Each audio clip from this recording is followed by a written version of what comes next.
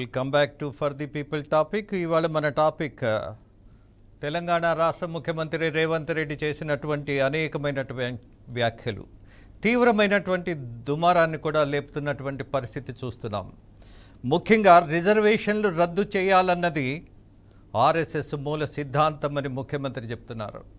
At the same time ఆ సిద్ధాంతాన్ని అమలు చేయడానికే బీజేపీ కూడా ప్రయత్నిస్తుంది. అందులో భాగంగా అవసరమైతే రాజ్యాంగాన్ని కూడా మార్చే ప్రమాదం ఉన్నది అని చాలా స్పష్టంగా ఇవాళ తెలంగాణ ముఖ్యమంత్రి ప్రెస్ మీట్ పెట్టి మరీ చెప్తున్నటువంటి విషయం.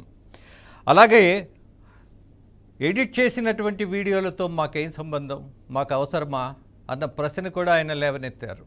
దాంతోపాటు మరొక విషయాన్ని కూడా ఇవాళ కుట్రను ఛేదిస్తున్నందుకే నా పైన ఇలాంటి టార్గెట్ చేస్తున్నారు అన్నది కూడా ఆయన చాలా ఒక టార్గెటే చేశారు బీజేపీని. కారణం ఏంటి? ఢిల్లీ పోలీసులు వచ్చి ఇక్కడ ముఖ్యమంత్రిగా ఉన్న నా పైన ఆదేశాలు ఇవ్వటం, అలాగే నోటీసులు జారీ చేయడం. How far it is reasonable, how far it is logical? This is the question raised by the CM of Telangana. Revanth Reddy మాట్లాడుతున్నటువంటి విషయాలు మనం గమనిస్తున్నప్పుడు 2-3 సందేహాలు కూడా వస్తాయి. ఒకటేంటి, రాజ్యాంగాన్ని మార్చడం అన్నది అంత తేలికైనటువంటి విషయమా? ఏదైనా అధికారంలో ఉన్నటువంటి కేంద్ర పార్టీ మార్చాలంటే మార్చగలిగే అవకాశం ఉన్నదా? మరి 75 సంవత్సరాలలో అనేక పార్టీలు వచ్చినప్పుడు, వాళ్ళకి అధికారం ఉన్నప్పుడు రాజ్యాంగబద్ధమైనటువంటి విషయాల్లో వాళ్ళకి విభేదం ఉన్నా సరే, బట్ మార్చాలన్నటువంటి ప్రయత్నం సాధ్యపడిందా లేదా అన్న ప్రశ్న వేసుకుంటే ఇది అంత తేలిగ్గా సాధ్యపడే అంశం మాత్రం కాదు అన్నటువంటిది వాస్తవం. అట్ ద సేమ్ టైం రాజ్యాంగ మూల సిద్ధాంతాలను మనం మారుస్తున్నప్పుడు ఒక పక్కన సుప్రీంకోర్టు కూడా కొంత అందులో కలగజేసుకునే అవకాశం కూడా ఉంటుంది అన్నది కూడా ఒక లాజిక్ ఉన్నది. వీటన్నిటిని మనం గమనించినప్పుడు ప్రశ్నిస్తున్నటువంటి రేవంత్ను జైలుకు పంపిస్తే ఇవాళ సార్వత్రిక ఎన్నికల సందర్భంగా ఖచ్చితంగా బీజేపీ ఒక ప్రణాళిక ప్రకారమే తెలంగాణలో ఓట్లుని పొందడానికి, సీట్లు గెలుచుకోవడానికి అన్నటువంటి ప్రయత్నం అన్నది కూడా ఇవాళ ముఖ్యమంత్రి మన ముందు పెడుతున్నటువంటి అంశం. ఇదే మన చర్చ. ఈ చర్చలో మనతో పాటు శ్రీవర్ధన్ రెడ్డి గారు బీజేపీ రాష్ట్ర నేత, అలాగే జాదవ్ గారు కాంగ్రెస్ కిసాన్ నేత, అలాగే మురళి గారు బీఆర్ఎస్ నాయకులు. ముగ్గురికి స్వాగతం పలుకుతూ ఐ థింక్ నేను బ్రీఫ్ చేసింది మీరు విన్నట్టు నేను భావిస్తున్నా. అలాగే ఇవాళ ముఖ్యమంత్రి చెప్పినటువంటి ప్రధానమైనటువంటి విషయం, బీజేపీ రాజ్యాంగ విరుద్ధమైనటువంటి ప్రయత్నం చేయబోతోంది, రిజర్వేషన్లు క్యాన్సిల్ చేసేటటువంటి ఆలోచనలో ఉంది. దానికి అవసరమైతే రాజ్యాంగాన్ని కూడా మార్చే దాంట్లో ఏ మాత్రం వెనకడుగు వేసేటటువంటి ధోరణిలో బీజేపీ పార్టీ లేదు అని ఆయన వాదన. శ్రీవర్ధన్ రెడ్డి గారు, ఎలా తీసుకుందాం ఇవాళ ముఖ్యమంత్రి చేసినటువంటి వ్యాఖ్యలను? ప్యానెల్లో ఉన్న మిత్రులకు, మన యొక్క ప్రేక్షకులందరూ కూడా నమస్కారం. నమస్తే అండి. ఇలా కాంగ్రెస్ పార్టీ మన యొక్క తెలంగాణలో ఒక దింపుడు కళ్ళెం ఆశ అని ఉంటది. ఈ రోజు కాంగ్రెస్ పార్టీ గత 2 సార్లుగా 2014 ఎన్నికల్లో కేవలం 42 సీట్లు వచ్చాయి. మన దాంట్లో 52 సీట్లు వచ్చినాయి. ప్రధాన ప్రతిపక్ష హోదా లేనటువంటి పరిస్థితి. ఈరోజు నరేంద్ర మోడీ గారి యొక్క ప్రభంజనం దేశవ్యాప్తంగా ఈరోజు మోదీ గారికి ఉన్నట్టు ఆదరణ, 400 పైన సీట్లు అందించాలని చెప్పేసి మోడీ గారు ఈరోజు పిలిపిస్తే దేశం అంతా కూడా స్పందించి మోదీ గారిని 3వసారి ప్రధాని చేయాలని చెప్పేసి మరి ప్రజలు భావిస్తా ఉన్నటువంటి సందర్భం. రాహుల్ గాంధీని మరి ప్రైమ్ మినిస్టర్ గా చేస్తామని వాళ్ళ పార్టీ ఈరోజు డిక్లేర్ చేయనటువంటి పరిస్థితి. కూటమి సరే, వాళ్ళ యొక్క కూటమిని వదిలేస్తే వాళ్ళ పార్టీ ఇవాళ మా యొక్క ప్రధానమంత్రి క్యాండిడేట్ రాహుల్ గాంధీ అని చెప్పుకునే పరిస్థితిలో కాంగ్రెస్ పార్టీ లేనటువంటి పరిస్థితి.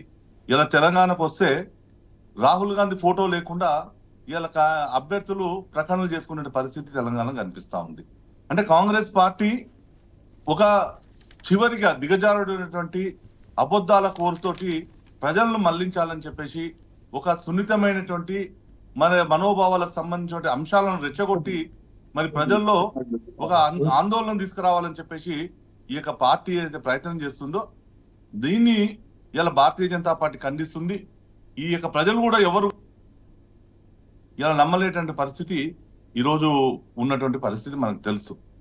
మరి పిసిసి ప్రెసిడెంట్ ముఖ్యమంత్రి రేవంత్ రెడ్డి గారు కాంగ్రెస్ పార్టీ కావాలని చెప్పేసి రాజ్యాంగాన్ని మారుస్తారు, రిజర్వేషన్లు రద్దు చేస్తారు అని చెప్పేసి ఒక తప్పుడు అభిప్రాయాన్ని ఇలా ప్రజల్లోకి తీసుకుపోవాలని చెప్పేసి ఈ యొక్క పార్టీ చూస్తా ఉంది. ముఖ్యంగా నరేంద్ర మోడీ గారు ఒక పేద వర్గాల నుంచి, ఒక బలహీన వర్గాల నుంచి ఈ దేశానికి ప్రధాని అయితే వారు ప్రధాని కావడాన్ని ఈరోజు కాంగ్రెస్ యొక్క నాయకత్వం జీర్ణించుకోలేని పరిస్థితి ఉంది. మీ అందరూ కూడా తెలుసు, కాంగ్రెస్ పార్టీ అంటే ఆ నెహ్రూ యొక్క కుటుంబ సభ్యులు తప్ప ఈ దేశాన్ని ఎవరు కూడా ఏలొద్దు అని చెప్పేసినట్టు ఒక దురుద్దేశంతో నరేంద్ర మోడీ గారు నాయకత్వంలో దేశం అభివృద్ధి చెందుతుంది, పేదలకు అభివృద్ధి జరుగుతుంది. ఈ దేశంలో ఉన్నటువంటి అంత్యోదయతోటి మరి ప్రతి వర్గము అభివృద్ధి చెందాలి, వికసిత్ భారత్ లో మరి ఒక ఎదిగిన దేశం కావాలని చెప్పేసి మోడీ గారు ఆలోచన చేస్తా ఉంటే వీళ్ళు కావాలని తప్పుడు ఆరోపణలు చేస్తా ఉన్నారు. ఈ రోజు భారతీయ జనతా పార్టీ మాట్లాడలేదు. గతాన్ని ఒకసారి గుర్తు చేసుకుందాం. శ్రీవర్ధన్ రెడ్డి గారు, please listen to me. Congress party నాయకురాలుగా ఇందిరాగాంధీ గరీబీ హటావో అని చెప్పారు. అలాగే లాల్ బహదూర్ శాస్త్రి ప్రధానమంత్రిగా ఉన్నప్పుడు జై కిసాన్ జై జవాన్ అన్నటువంటి నినాదంతో ఈ దేశంలో ఒక చర్చను లేవనెత్తారు, ఒక బాధ్యతను కూడా పెంచినటువంటి పరిస్థితి.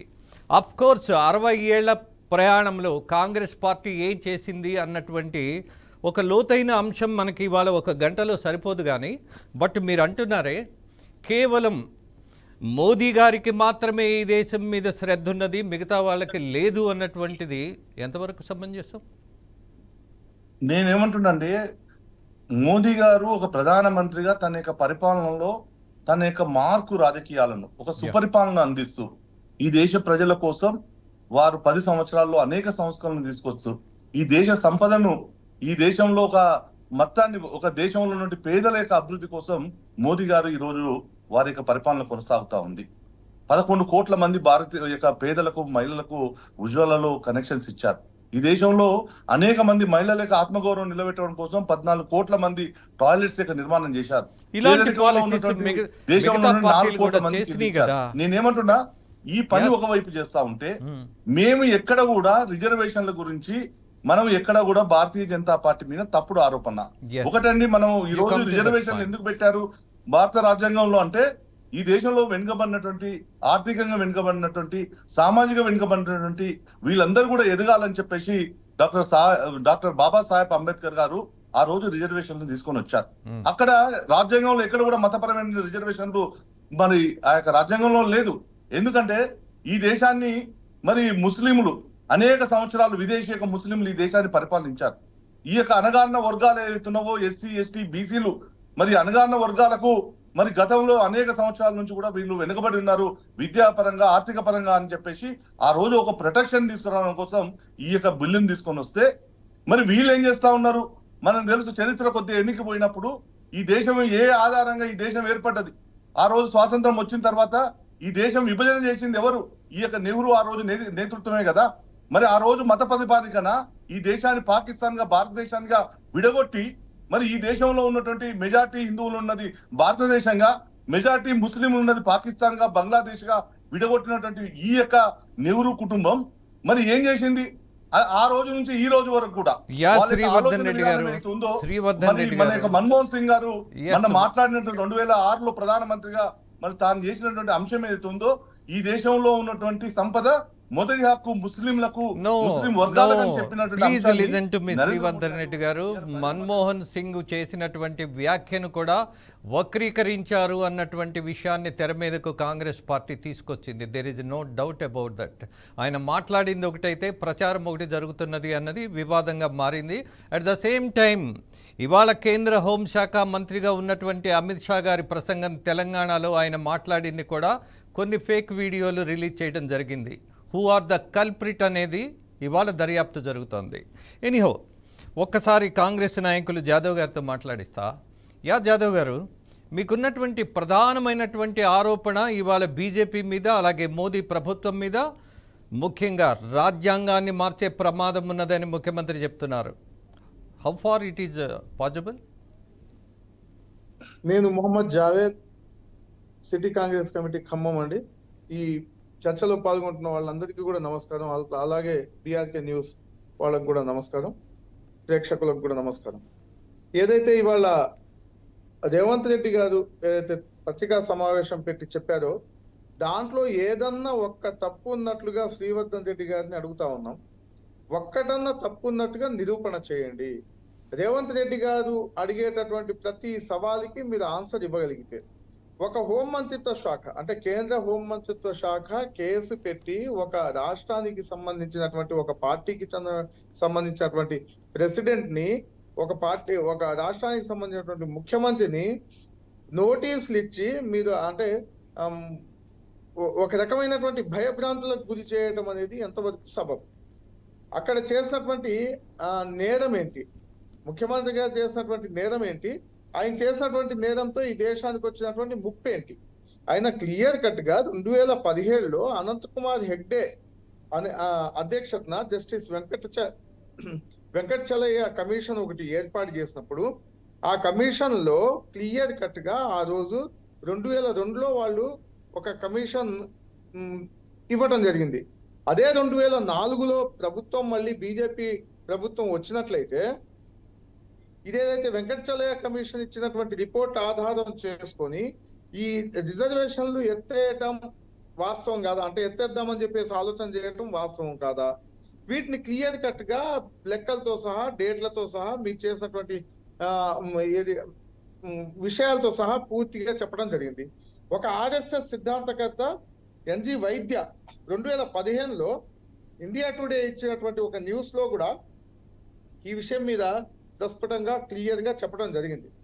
ఏమని, ఒకవేళ కాంగ్రెస్ పార్టీ ప్రభుత్వంలో రాకుండా బీజేపీ 400 మెజార్టీ పైచలకు అంటే 300 మెజార్టీ ఉన్నటువంటి సీట్లలో 300 మెజార్టీ వచ్చి రాజ్యసభలో సగం కంటే పైన మెజార్టీ ఉంటే ఖచ్చితంగా రాజ్యాంగపరమైన రాజ్యాంగం మీద వీళ్ళు చేద్దామనుకున్నటువంటి ప్రయత్నం కరెక్ట్ కాదా?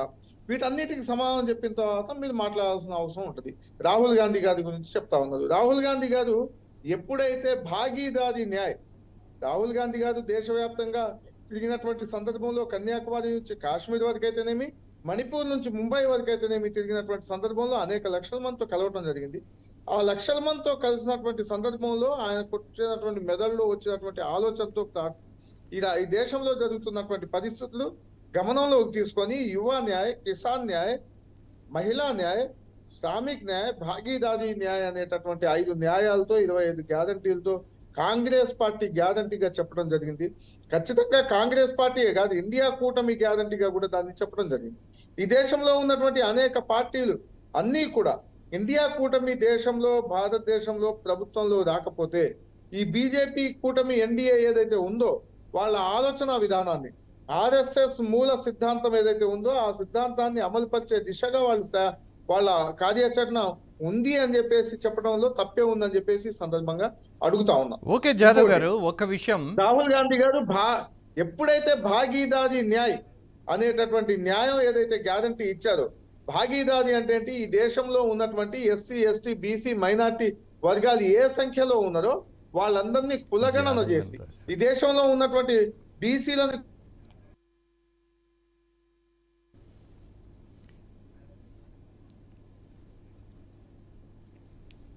జావేద్ గారు మీరు మ్యూట్లో ఉన్నారు. జావేద్ గారు మీరు మ్యూట్లో ఉన్నారు, ఒకసారి చెక్ చేసుకోండి.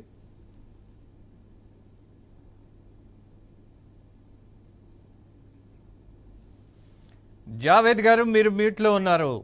Can you here me? Okay fine. Yeah Srivardhan Reddy గారు ఆయన వాదన విన్నారు. అలాగే మీకు కూడా ఒక ప్రశ్న. జావేద్ గారితో పాటు ఇవాళ మీరు చేసినటువంటి వ్యాఖ్య, ప్రధాని పేరును కూడా ఇండియా కూటమి ప్రకటించలేకపోతోంది అన్నది ఒక బలహీనతగా మీరు మాట్లాడారు. బట్ ఇండియా కూటమి అవసరమైనప్పుడు అందరూ కలిసి తీసుకునే నిర్ణయం కదా అది. యా జావేద్ గారు మీరు మీట్లో వెళ్ళారు, ఫైన్, ఎక్కువసేపు మీట్లోనే ఉన్నారు కాబట్టి నేను ఒక్కసారి శ్రీవర్ధన్ రెడ్డి గారు మీరు చెప్పిన దాని మీద ఆయన చేత రిప్లై ఇప్పిస్తా. ఒక విషయం అండి, మీరు ఒక నిమిషం నాకు అవకాశం ఇవ్వండి. ప్లీజ్. దేశం విభజన మతం ఆధారంగా ఈ దేశం విభజన జరిగిపోయింది.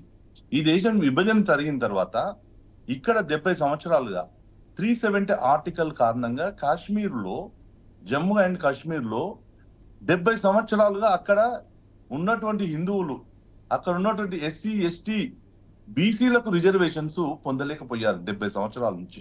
దీనికి కారణం ఎవరు? ఈ యొక్క 370 ఆర్టికల్ పెట్టినటువంటి కాంగ్రెస్ పార్టీ కాదా?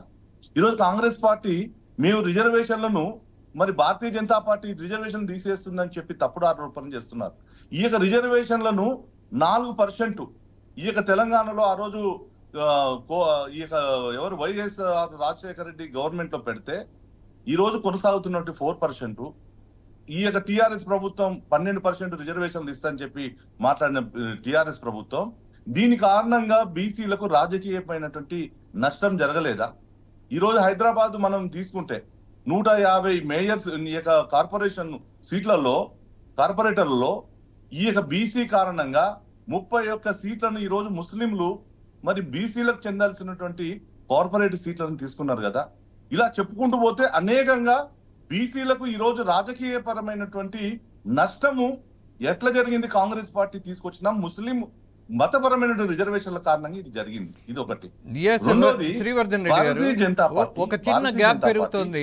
ముఖ్యంగా బీజేపీ వ్యాఖ్యల వల్ల మీరేదో ముస్లింలకు వ్యతిరేకమైనట్టు, వాళ్ళ రిజర్వేషన్లు రద్దు చేయడమే మీ ప్రత్యేక కార్యక్రమం అయినట్టు, తద్వారా మిగతా వాళ్ళకి దాన్ని పెంచబోతున్నట్టు, ఇదంతా ఒక ప్రచారం జరుగుతున్నటువంటి నేపథ్యంలో ఇవాళ బీజేపీ ముస్లింల పట్ల ఉన్నటువంటి ప్రత్యేక వైఖరి ఏంటో దాన్ని చెప్పగలరా?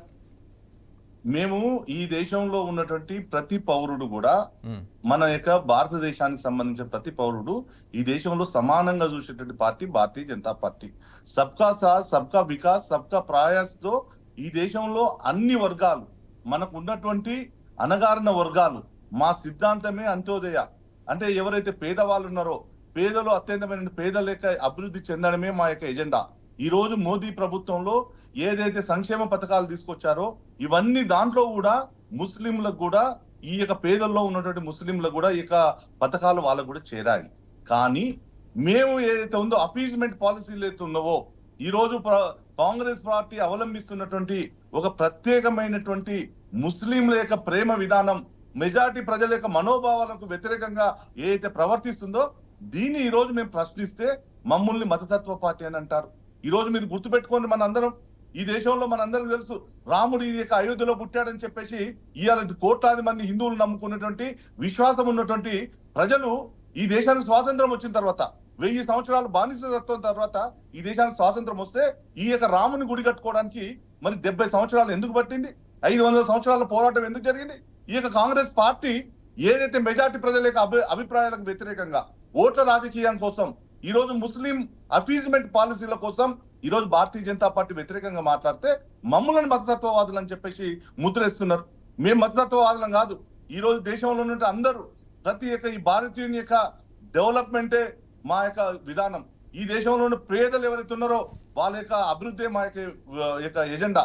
ఈ దేశంలో ఎవరైతే యువకులు ఉన్నారో, మహిళలు ఉన్నారో, రైతులు ఉన్నారో వీళ్ళందరి యొక్క అభివృద్ధి ఈ యొక్క వికసిత్ భారత్ యొక్క లక్ష్యం.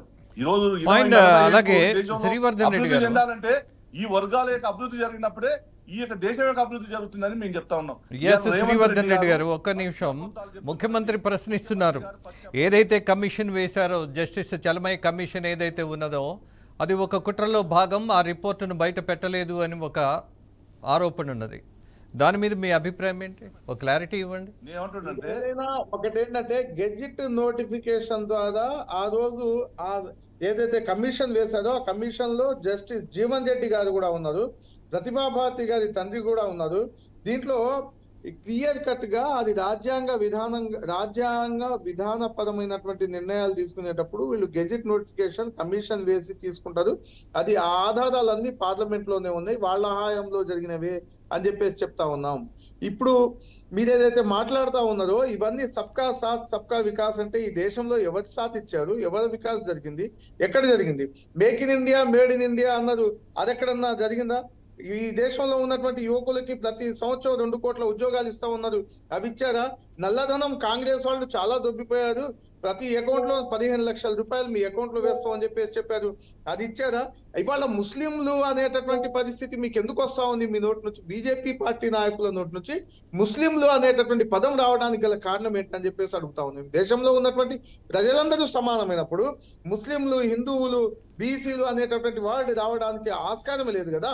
అదెందుకు పదే పదే కావాలని మోడీ అయినా అమిత్ షా అయినా ఈ పదాన్ని ఎందుకు ఉచ్చరిస్తా ఉన్నారని చెప్పేసి చెప్తా ఉన్నా. ఈ దేశంలో అందరూ సమానం అయినప్పుడు సబ్కా వికాస్ సబ్కా వికాస్ అన్నప్పుడు మోడీ గ్యారంటీ ఏంటి అని చెప్పేసి అడుగుతా ఉన్నాం.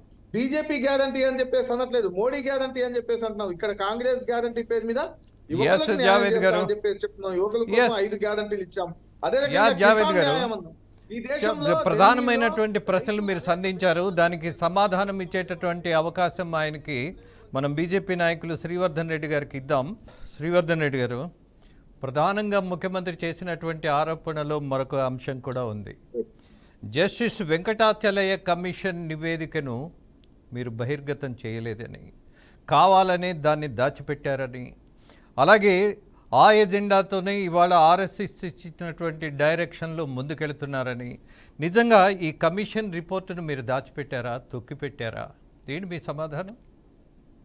Sir, justice Venkatachalam commission report ఏముందో ఈరోజు మనం ఆర్టీఐ యాక్టులు వచ్చాయి దేశంలో, అన్ని కూడా అందుబాటులో ఉన్నాయి.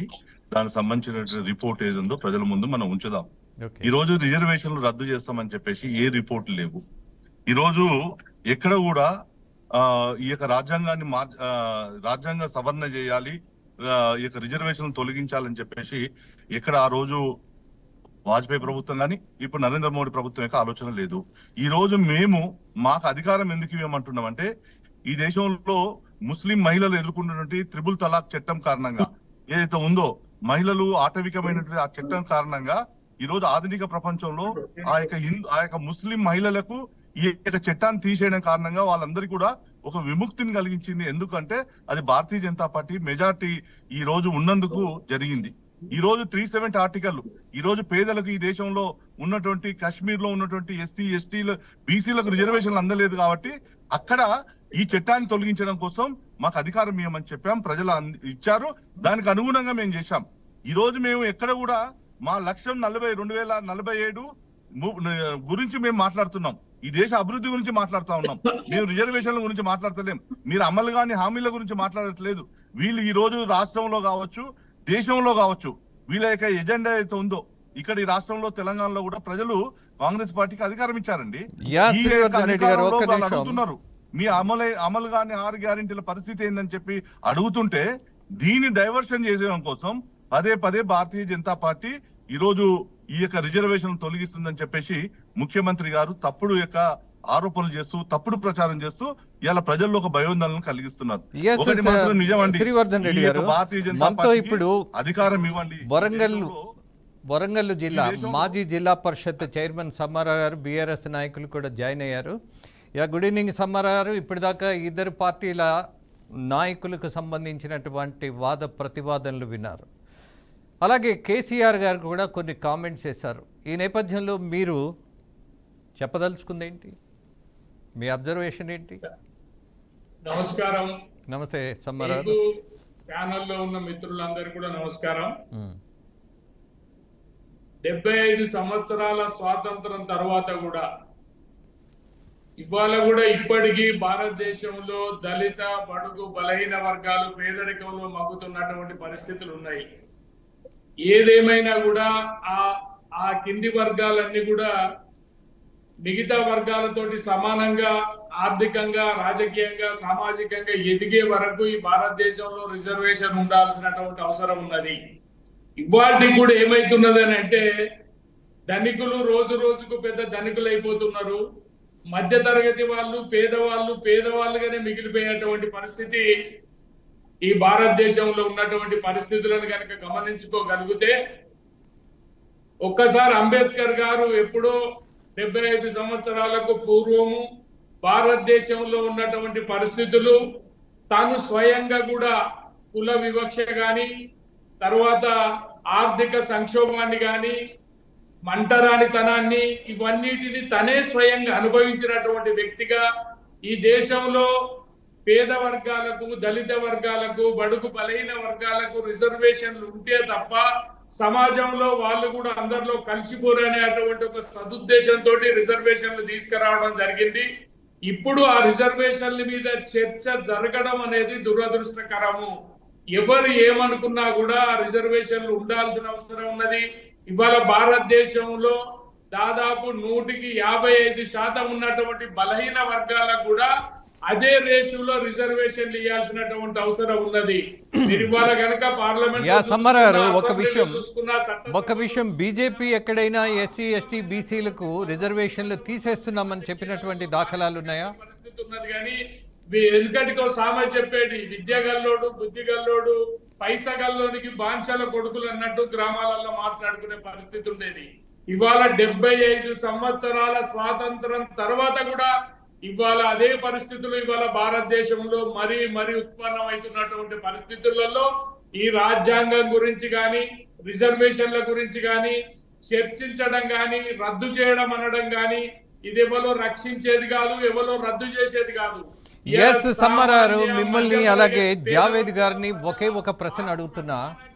మీకున్నటువంటి ఆధారం ఏంటి? బీజేపీ పార్టీ రాజ్యాంగాన్ని మారుస్తుందని, అలాగే రిజర్వేషన్లు ఎస్సీ ఎస్టీ బీసీలకు రద్దు చేస్తుందని మీకున్నటువంటి సోర్స్ ఏంటి? నేను సోర్స్ అంటలేను, రద్దు చేస్తున్నారని కూడా నేను అనడం లేదు. ఆ రద్దు చేసే ధైర్యం ఏ రాజకీయ పార్టీ కూడా ఈ భారతదేశంలో చెయ్యదని అటువంటి నమ్మకం విశ్వాసం ఉన్నటువంటి వ్యక్తిని నేను వాళ్ళకు ఆర్ఎస్ఎస్ ఉండవచ్చు, భావజాలాలు ఉండవచ్చు, కానీ ఆ ధైర్యం శక్తి సామర్థ్యం ఉన్న పార్టీ కూడా లేదు. ఎందుకంటే మరొక స్వాతంత్రంలో పోరాటం అయితే ఏ రకంగా జరిగిందో భారతదేశంలో అదే రిజర్వేషన్ల జోలికి కనుక వచ్చే పరిస్థితి అయితే అంతకంటే పెద్ద ఉద్యమం ఈ భారతదేశంలో వచ్చే పరిస్థితి వస్తుంది. కాబట్టి ఏ రాజకీయ పార్టీ కూడా ఏది ధైర్యం చేసి రిజర్వేషన్లు రద్దు చేస్తది అని మాత్రం నేను అనుకోవడం లేదు. ఓకే సమ్మారావు, మరొక విషయం, ముఖ్యమంత్రి వ్యాఖ్యల మీద మీరు ఎలా స్పందిస్తారు? ఇవాళ ముఖ్యమంత్రి చాలా ఘాటుగా స్పందించారు, లోతైనటువంటి వివరణ కూడా ఇచ్చారు. దాని మీద మీ అభిప్రాయం ఏంటి? కాదు, ఈరోజు రాజ్యాంగంలో సూచించిన మేరకు రిజర్వేషన్లు రద్దు చేసే ఆలోచన లేనటువంటి పార్టీ బీజేపీ పార్టీ అయితే గత 10 సంవత్సరాల నుంచి చూస్తున్నట్లయితే ఈడీ, సిబిఐ, ఇన్కమ్ ట్యాక్స్ ని ఏ రకంగా వినియోగిస్తా ఉంది. వీళ్ళ మీదకి ఎవరైతే బీజేపీ పార్టీలో జాయిన్ అయిపోతారో వాళ్ళ మీద కేసులు ఇంకా ముందుకు సాగవు. ఎవరైతే ఉంటారో వాళ్ళ మీద కేసులు పెట్టడము, ఈడీ దర్యాప్తులు చేయడము. మొన్నటి వరకు కవితని ఇప్పుడు ఇన్ని సంవత్సరాలు 2.5 సంవత్సరాల నుంచి నడుస్తున్నటువంటి కేసుని ఎన్నికల ముందు తీసుకెళ్లేసి లోపలేయాల్సిన అవసరం ఏమొచ్చింది? అట్లే కేజ్రీవాల్ ని తీసుకెళ్లేసి జైల్లో ఉంచాల్సిన అవసరం ఇప్పుడేమొచ్చింది? ఈ రకంగా చూసుకుంటూ పోతే ఆంధ్రాలో ఉన్నటువంటి ఎంపీలు జావేద్ గారు బాధ్యత కలిగిన ఒక జర్నలిస్ట్ గా నేను కూడా మీకు ఒక సమాచారం అందిస్తా. ఎన్నికల ముందే వీళ్ళను జైల్లో పెట్టడము అనేది ఆధారమైనటువంటి విషయమా లేకపోతే నిరాధారమైనటువంటి ఊహాగానమా అన్నది కూడా మనం ఆలోచించాల్సిన పరిస్థితి ఏమో. ఆధారాలు బయట పెట్టమని చెప్పేసి చెప్తా ఉన్నాం కాంగ్రెస్ పార్టీ పరంగా. ఇవాళ మా అధ్యక్షుడు సీఎం గారు రేవంత్ రెడ్డి గారు క్లియర్ కట్ గా డేట్లతో సహా చెప్పారు. 22వ తారీఖు 2వ నెల 2000 సంవత్సరం వెంకటాచలయ కమిషన్ పెట్టారా లేదా, జస్టిస్ వెంకటాచలయ కమిషన్ వేశారా లేదా, అది బహిర్గతం కదా, అది సీక్రెట్ కాదు కదా. 2004లో వస్తే మీరు రాజ్యాంగం మీద ప్రయత్నం చేయడం అనేది అది తప్పుడు ఆలోచన. మీరు ఎందుకని నేను అదే అడుగుతున్నా. బీజేపీ అలాంటి ప్రయత్నం చేస్తే ఖచ్చితంగా ఖండించాల్సిందే అన్న విపక్షాల భావాన్ని మనం తక్కువ చేయాల్సిన పని లేదు. But do you have any source, any evidence that BJP is declaring that no more reservations for ST, BC, బీసీలకు వార్తే ఎన్జీ వైద్య 2015 సంవత్సరంలో బీజేపీ ప్రభుత్వం ఏర్పాటు చేసిన తర్వాత ఇండియా టుడేలో వచ్చినటువంటి పేపర్ లో వచ్చినటువంటి వార్త తప్పుడు వార్తనా అని చెప్పేసి అడుగుతా ఉన్నాం.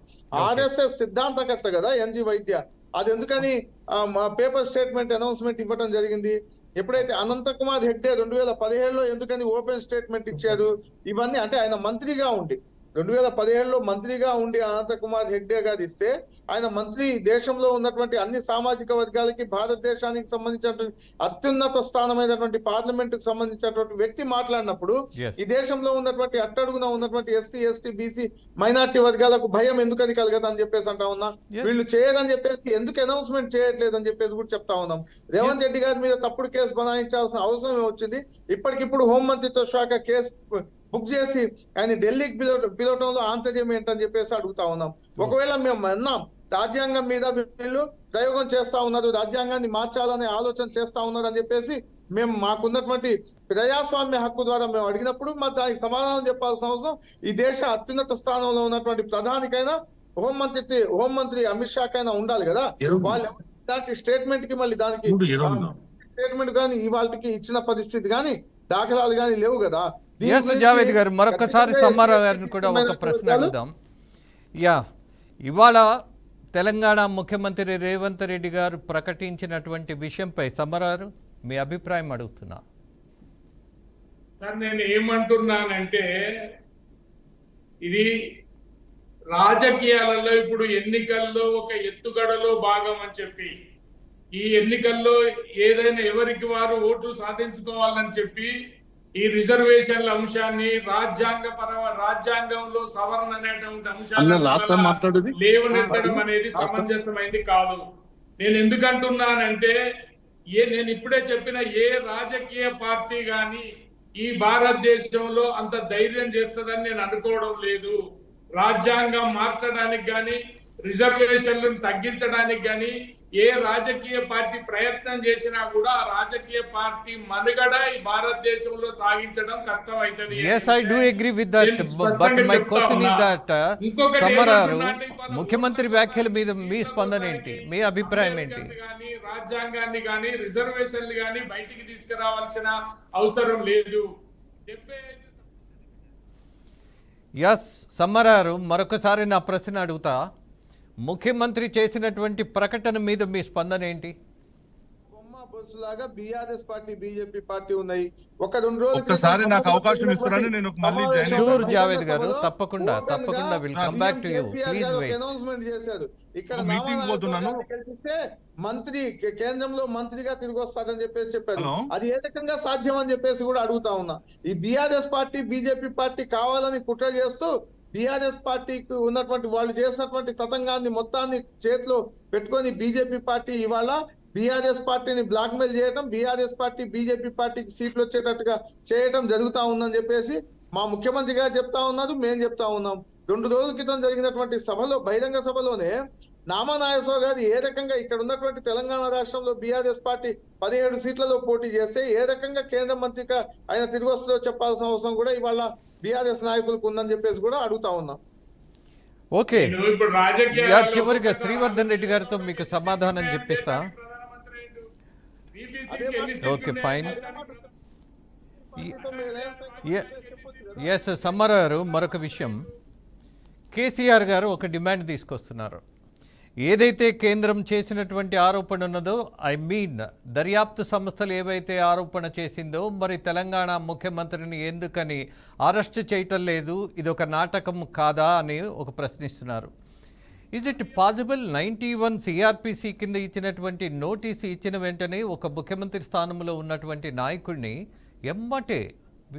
వెంటనే అరెస్టు చేయడం అనేది సాధ్యపడుతుందా? కొంచెం కూడా సమయం తీసుకోరా? దర్యాప్తుకి రమ్మన్న తర్వాత కదా, సమాధానం విన్న తర్వాత కదా అరెస్టు చెయ్యాలా లేదా అన్నది.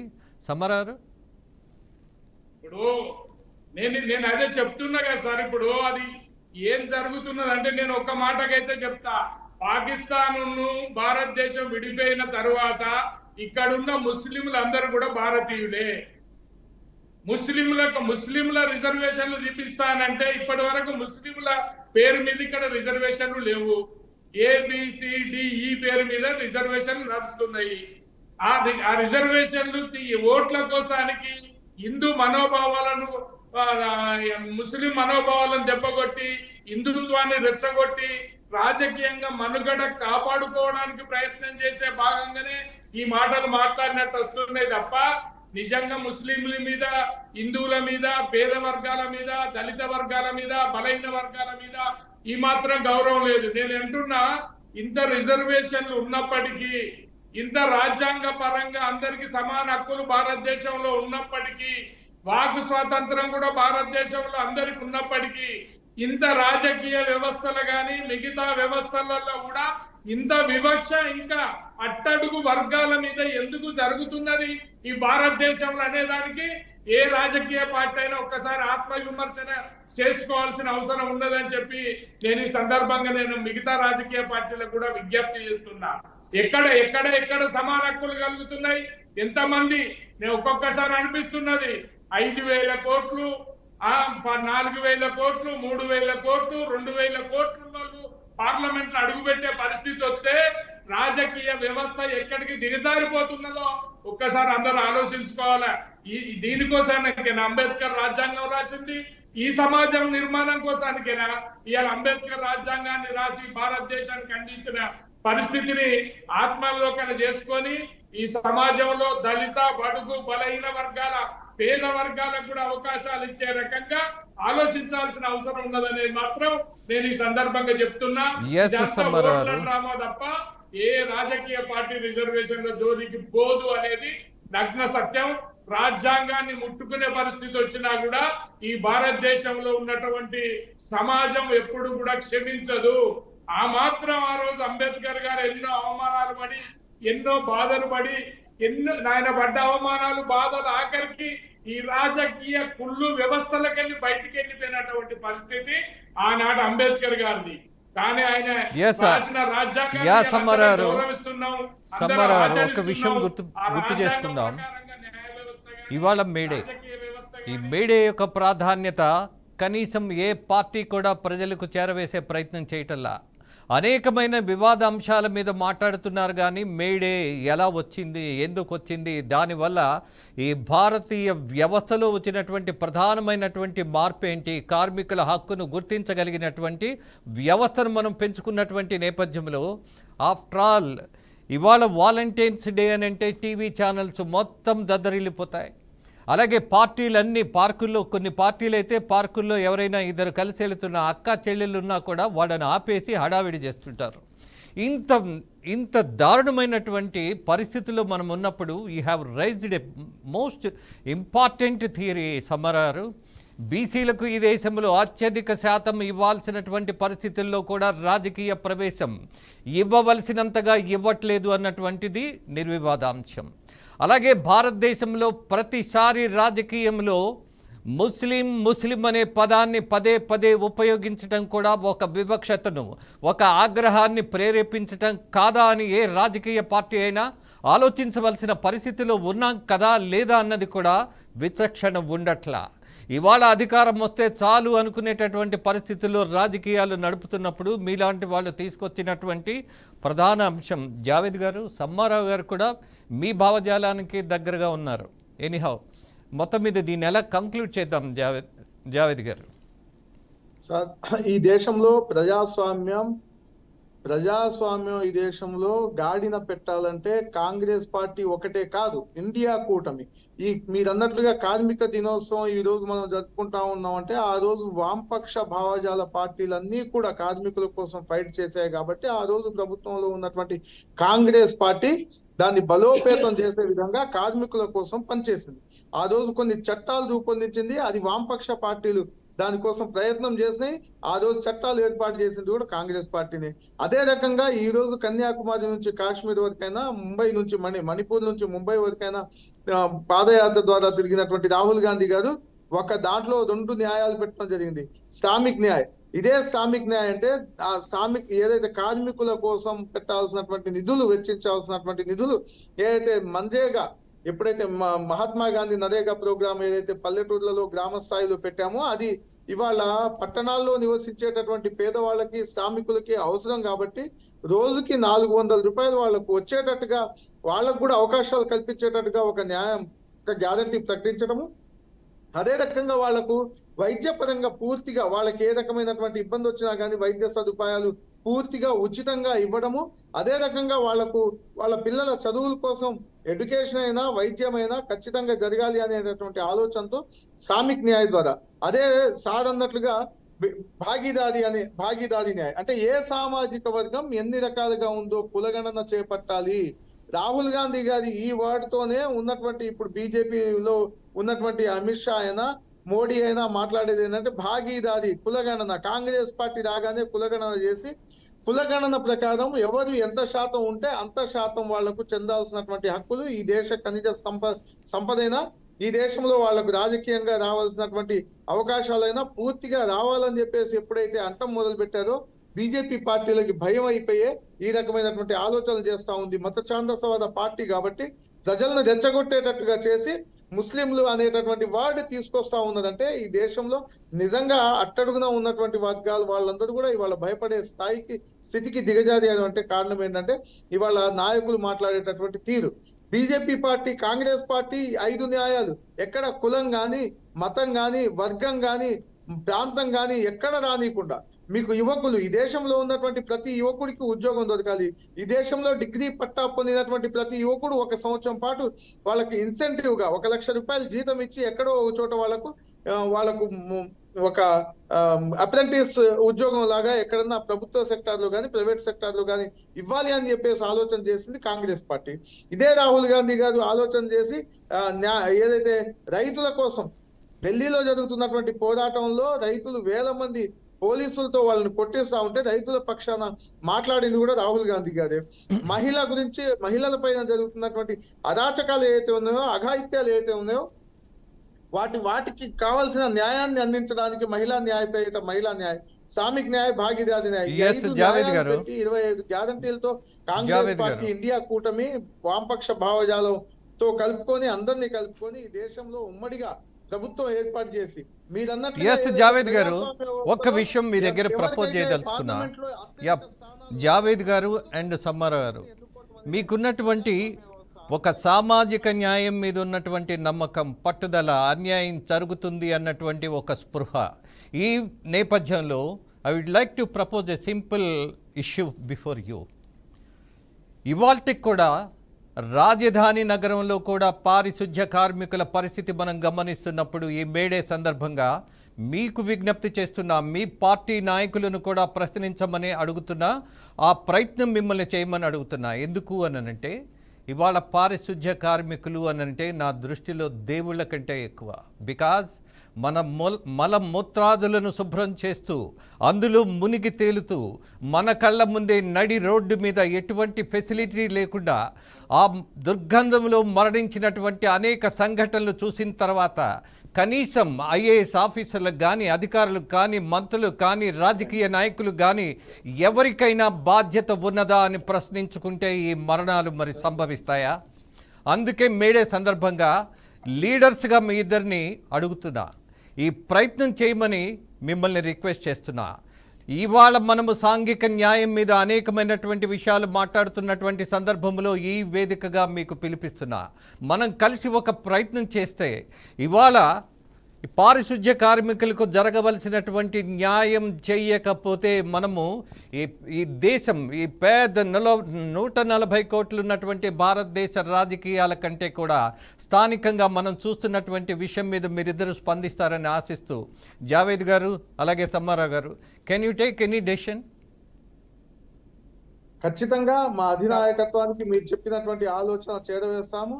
దాంట్లో భాగంగానే శ్రామికుల కోసం ఏదైతే 400 రూపాయలు మహాత్మా గాంధీ నరేగా ప్రోగ్రాం ద్వారా ఉదయం పూట పనిచేయడానికి వాళ్ళకి ప్రతి ఒక్క కార్మికునికి పని దొరకాలి అనేటటువంటి విధానాన్ని కాంగ్రెస్ పార్టీ ప్రవేశపెట్టబోతా ఉంది. ఇండియా కూటమి.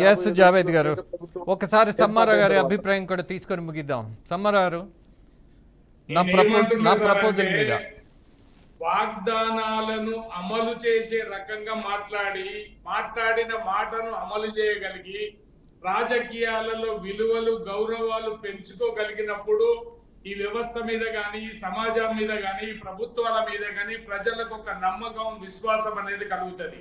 మనం ఈ 75 సంవత్సరాల స్వాతంత్రం తర్వాత కూడా ఒక మంత్రులను కానీ, ముఖ్యమంత్రులను కానీ, ప్రధాన మంత్రులను కూడా కానీ ప్రజలు వాళ్ళ మాటలు నమ్మలేనటువంటి పరిస్థితిలో ఈ ప్రజాస్వామ్య వ్యవస్థ పోతే మనం ప్రజలను ఏ పక్కకు తీసుకుపోతాం అనేది ఆత్మవిమర్శ చేసుకోవాల్సిన అవసరం ఉన్నది అన్ని రాజకీయ పార్టీలు. ఓకే మనం ఆచరించిన తర్వాత ఇతర రాజకీయ పార్టీలకు కానీ ఇతర ప్రజాస్వామ్య వ్యవస్థలకు కానీ మనం సూచించాల్సి ఉంటుంది. No, I'm not particular about your topic. I'm very particular about my proposal.